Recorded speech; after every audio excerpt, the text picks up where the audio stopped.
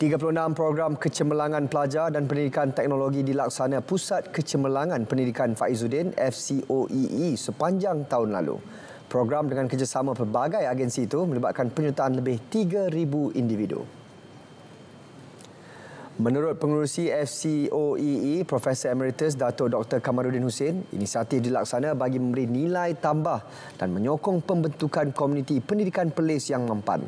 Antara program berimpak tinggi yang dilaksanakan ialah pemerkasaan pengetahuan dan kemahiran dalam bidang kecerdasan buatan AI dan robotik.